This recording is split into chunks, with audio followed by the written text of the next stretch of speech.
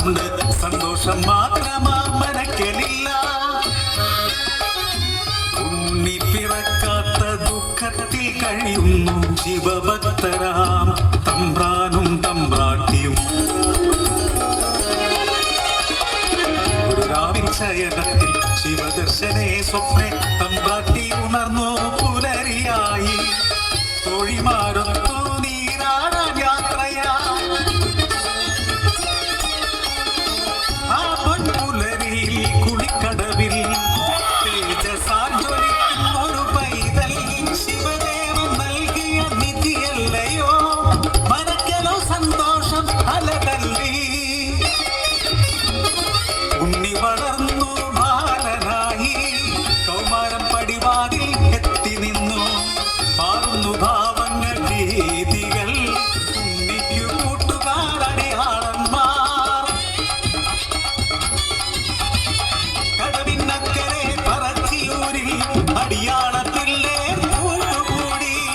തോട്ടിൽ ചൂണ്ടയിട്ടു കാട്ടിൽ നായാടി കള്ളുമോന്തി മാംസം കഴിച്ചിടുന്നു.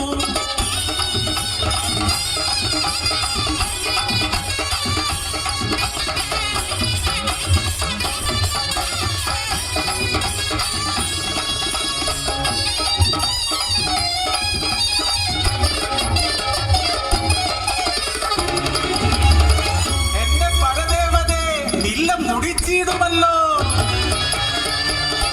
ഉപഷ്ടയാകുന്നു തമ്പ്രാട്ടി ഉണ്ണിയെ മച്ചിൽ ബന്ധിക്കുന്നു. ജലപാനം നൽകില്ല പൊന്നുണ്ണി ഗുരുത്തക്കേടുകൾ ഏറെയായി.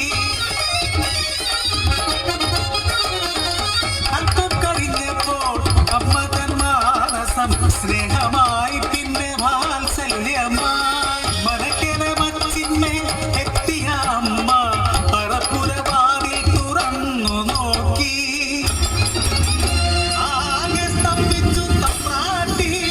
ഉണ്ണി വളർന്ന മച്ചുണ്ടകത്ത് ഉഗ്രരൂപമായി അലറിയിടുന്നു. തലയും മുഖവും കാണാനില്ല. പരിഭ്രമിച്ചോടി തമ്പ്രാട്ടി പടിപ്പുരവാതിൽക്കൽ എത്തി നിന്നു.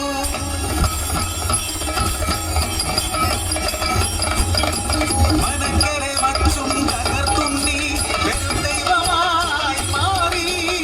മലയ്ക്കു മുകളിലെ തലയിൽ ജ്വലിക്കും രണ്ടഗ്നിഗോളം.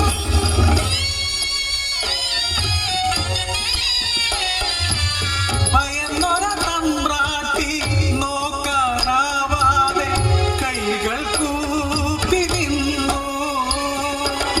അലറുന്ന ഉണ്ണി അമ്മയോട് ചൊല്ലി മനുഷ്യനു ജാതിയൊന്നാണ്. അടിയാളപ്പറയന്നു ദൈവമാകും ഞാൻ. മുത്തപ്പൻ ദൈവമായി ഇറങ്ങാടും.